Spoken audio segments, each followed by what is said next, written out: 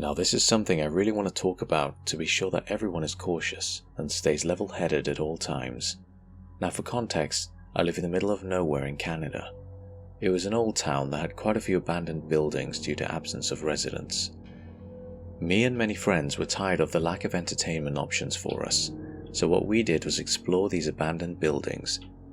Prior to the experience I'm about to talk about, we never had anything too crazy happen to us. Occasionally, we'd see a small bit of blood like liquid, and we did see a pentagram on the ground from someone who went to a house previously, but nothing too bad, until the last time I had gone exploring abandoned buildings. Now when I was younger, I used to go to a daycare that was part of a mental hospital. Weird combination, I know. It closed down due to a lack of patients and lack of children at the daycare. I decided to go back there with my friends a few years ago. For context, I was 15 when this happened. Most of my friends were the same age. When we did get there, it was rather cliché. There was fog, and it was rather dark, and there was a light drizzle of rain. We went to the main gate, which was padlocked shut. We decided to help each other hop over it, and made a ton of noise. We were laughing and giggling the whole time, unsuspecting of what was to come. We looked around the small park with flashlights we had on our person. Even with our somewhat powerful flashlights, our visibility was rather limited. We decided to enter the decaying building. Glass and dirt crunched under our feet as we stepped into the daycare section of the complex. There were still old Legos, wood chips from the previous furnitures, old torn dolls and toys strewn about. The further we walked around the daycare section, we naturally became more and more silent, until all we could hear was the crunch of the dirt under our feet. I found some crayons in a plastic container in the corner of the room. I walked over to pick them up, when all of a sudden we heard a loud crash coming from behind a metal door leading to the psych ward part of the building. My friends and I all looked at each other. As a whole, we were a group of 5, most of them were very bold and cocky. My friend Brian suggested we go and look to see where the sound came from. Personally, I was not too fond of the idea, but with my group of friends there was no way anyone was going to decline such a thing. We all stacked up on the door and opened it. It was rusted to the floor, and we heaved to get it open. As we walked in, the metallic smells and must became stronger, with a hint of something else which I couldn't quite put my finger on at that moment. We walked in, our flashlights pointed in every direction, with Brian leading the group. The hallways were tight and to the left and right with the occasional metal doorway, some with doors open. I felt slightly claustrophobic, and it felt a little hard to breathe. As we continued, Brian shone his flashlight into a room and recoiled. We all stopped walking as Brian slowly entered the room. "What is it?" I asked him. "I thought I saw someone here. It seems fine now." To be honest, I thought he was just messing with us to increase our anxiety, but looking back I think he was completely honest. He backed out of the room and we continued walking deeper into the psych ward, when another friend swiftly told us to stop.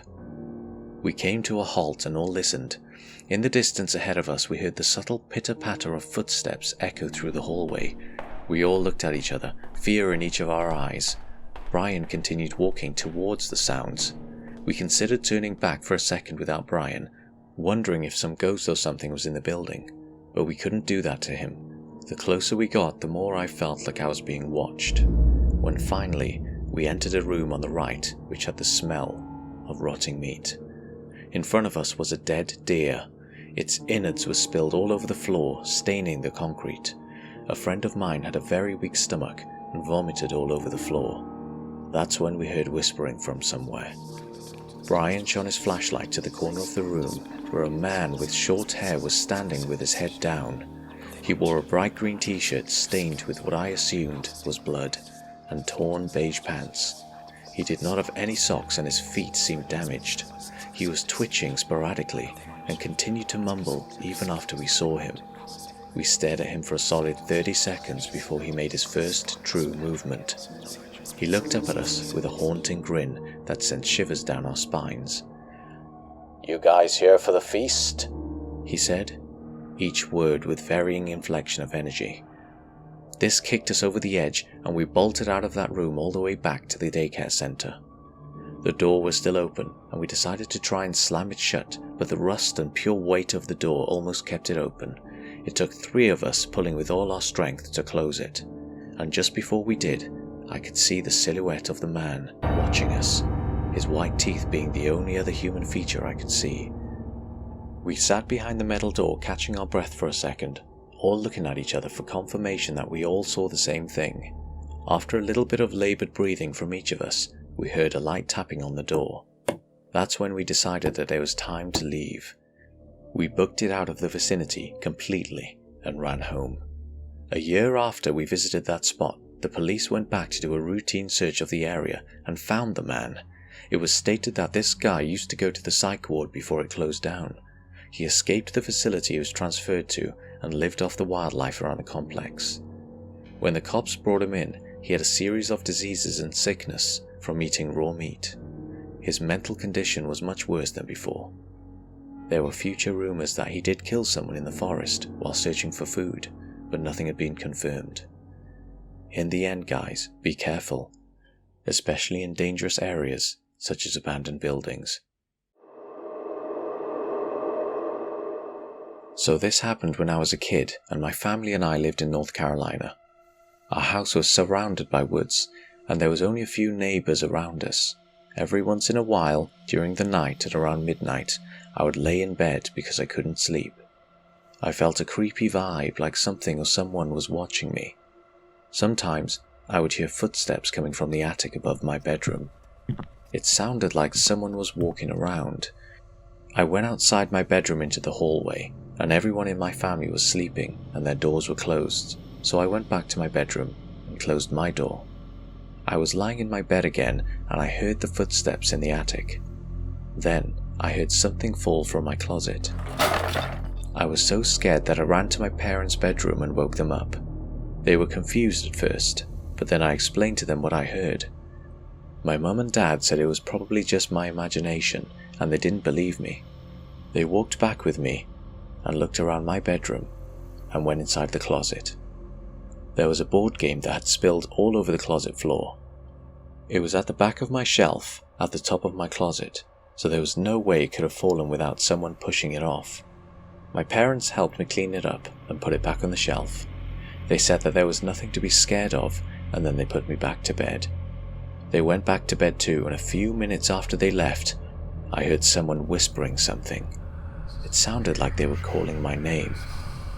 Then I saw a shadow that looked like a person walking across the wall by my closet.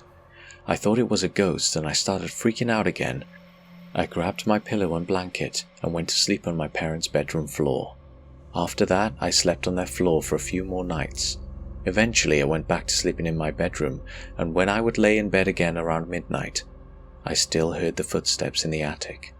That continued every once in a while until we eventually moved away. To this day, I still don't know what or who that was, but it still freaks me out. So, for a bit of context, I'm a 19-year-old female, and during my senior year of high school, I was living with my aunt to finish out my last 3 weeks of high school as I was graduating early. Living in the house was me, my aunt, her husband, my cousin we'll call H, who is 11 years old. For some background, we lived in a very rural area, and the house was from the era where slavery was still in place, with 2 stories. There was the main staircase up to my aunt and uncle's room, and the one me and my cousin shared, as well as a balcony that was situated in between. Then there was a secondary staircase up to the original servants' quarters, an area that was under construction as it was completely separated from the rest of the house. There was no way to access the rest of the second floor from that area, as well as the attic, which is only accessible from the servants' quarters. I was home alone as I was under quarantine since it was the midst of COVID, and my father had contracted it, while my cousin, aunt and uncle were 2 hours away, picking up the other cousin from the airport. My cousin had pestered me multiple times with stories about 2 sisters who owned the home back when it was a plantation, and swore up and down that the house was haunted. Me, being several years older than her, always brushed it off as her imagination, and being no truth behind the bizarre stories. But that day, I started to question whether or not they were true. It was early afternoon around 3 p.m, and it was still light out, I had my laptop in my lap, drawing and listening to music as I did homework. Seeing as I was home alone, I decided to take advantage of having my music all the way up in my headphones, causing the music to sound like it had come from a speaker if I took the headphones off, since I'd be bothering my cousin if she'd been home. This was normal for me to do when no one was around, and this wasn't the first time I'd been alone in the house. This day was different, however, because out of nowhere, I heard a loud thud coming from above me, and it had to have been really loud if I could hear it over the music blaring in my headphones. I took off my headphones and looked up at the ceiling, thinking maybe there was a squirrel or something. When I heard nothing after a while, I put my headphones back on, only to hear the same loud thud a few minutes later. I again took off my headphones and got up, waiting as still as possible to hear if the thud happened again. It did, only this time it came from outside the room, as if it was on the balcony. Of course, I knew this couldn't be true since the entrance to the balcony was sealed and hadn't been used in years. The balcony itself was unstable and needed to be redone, so this couldn't be a person. I decided to leave the room and look out the window of the door to the balcony, only to see nothing. No squirrel, no person, nothing. About now I was getting annoyed. Whatever was making the noises was disrupting my concentration, and I needed to finish my homework. I went back to the bedroom and sat down, trying again to concentrate and finish my work. Only as soon as I sat down, the thud came from the other side of my cousin's closet, where the original servants' quarters were, which is sealed. A solid wall. No way to access it unless I went all the way downstairs through the stairs in the kitchen. Thinking this meant my family was home and my aunt was showing my other cousin the area that would be her and her family's room, I decided, fine, I'll take a break and go say hi. Only when I got downstairs, I looked outside, and there was no car. I was still the only one home. So against all instincts, I had to just bolt outside. I opened the door to the stairway leading to the sealed area of the house, went upstairs, and when I finally entered the completely cleared out open empty space, I saw absolutely nothing at first. There aren't any windows on this side of the house, and so I tried to flip on the lights to no avail. So I turned on my phone's flashlight, only to have the daylight scared out of me. Walking around in a completely perfect circle in the center of the room was a woman. Thin and tall, with dark stringy hair and a tattered dress.